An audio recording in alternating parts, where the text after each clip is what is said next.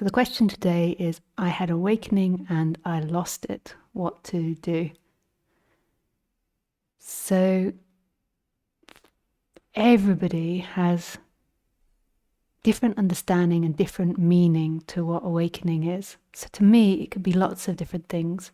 It can be awakening to consciousness, like the realization that you're not the body-mind mechanism, but there's something conscious of that. It can be awakening to the big consciousness that's prior to that. The awakening to the nothing, to the everything, the energetic expansion, love awakening, chakra awakening. There could be so many different awakenings. And it's so hard to know what people mean by these different awakenings. I'm always confused when people are like, yeah, they're awake, or this person's awake, or they had an awakening. I really never know what exactly it means. So from here, I'll just go over what I tend to call awakening. And I would say that there is the three major awakenings: the awakening to the consciousness part, that you're consciousness or emptiness, and then the awakening to the love, that you are love or everything.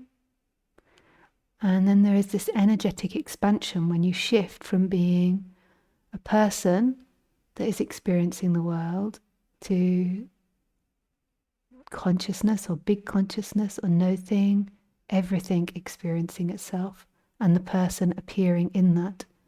So it's no longer the person that's looking out from behind the eyes. There is this expanded consciousness which is all things and no things. And then the person arises in that. So that's a fundamental shift from the way it was experienced before, where it felt like it was a person in here experiencing. Yeah. Ramesh Balsakar, one of my teachers, he always used to say, liberation isn't a certified event.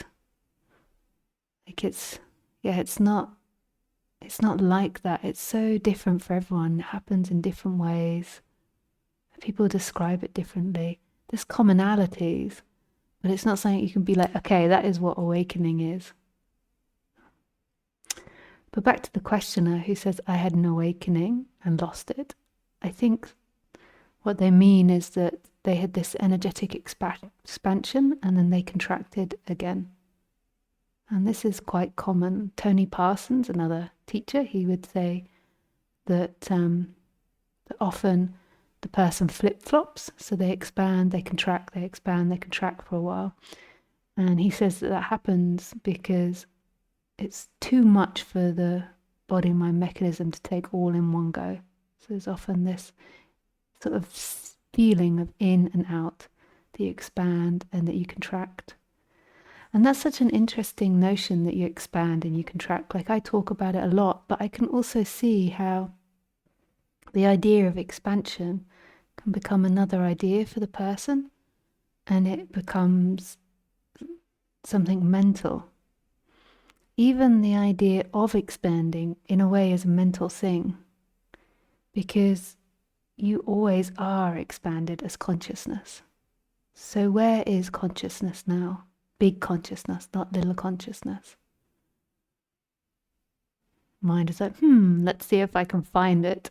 You never really find it, but what might begin to be seen is that consciousness is in all things. It is all things. So right now, you might feel like you're somebody inside the body looking out at the world, but actually there is consciousness that is prior to that person, and it's already inherently in the things. So if you look at me now, notice that your personal consciousness is focused on me, but your wider consciousness knows the walls around you, the trees, the light, the space behind me. It knows all of these things. So the personalized consciousness is focused on me, and your mind is most probably interpreting me. But notice that that is appearing in this massive, endless consciousness. that is undivided and is infinite. It doesn't start or stop anywhere. So the idea of expansion and contraction only happens in the mind, ironically. So it's not like consciousness expands back to itself, which is what we might say sometimes, but it's not really that. Consciousness is always expanded. What happens is the mind stops projecting contraction and limitation. There's a going beyond that projection of limitation. So the person thinks, I expanded and then I lost the expansion. And that's not true. You're always expanded. You're always that consciousness which is all things. But in that, what appears is a person that is contracted and believing that it's real and it's here and it's separate from all things. So it's actually something that happens in the mind where the mind stops projecting limitation. And then the mind thinks, okay, I expanded. It notices that its absence. It sort of notices its absence. And then it thinks, okay, I lost it. But you never had it in the first place. You weren't there when the expansion happened. You was breaking down in that moment. There was just everything. The you was absent in that. So the idea that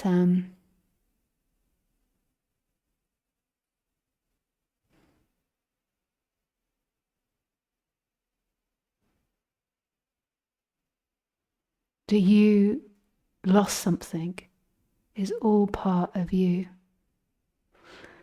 So what to do, as Papaji would say, is just be silent. Be silent. And Gangaji, she said, for years after that, that went deeper and deeper and deeper, because who would be silent? All there is silence. So Gangaji was Papaji's student. She said that for years, that the depth of that integrated more and more and more.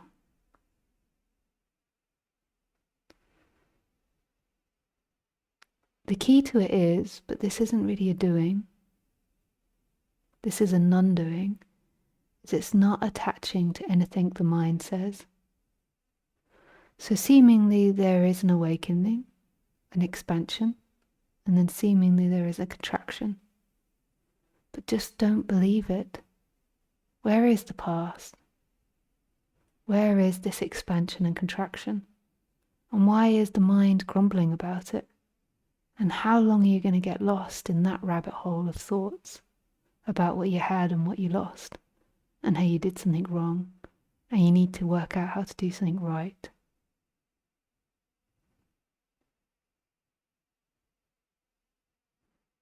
How long will it go around on that merry-go-round?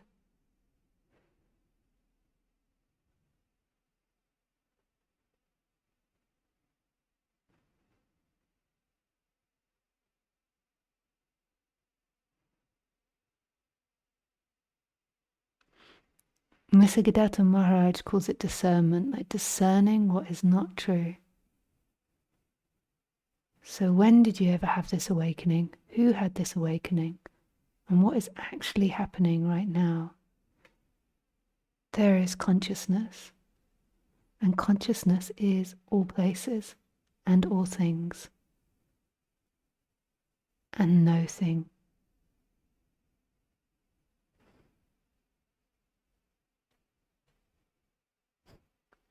Nice. Thanks.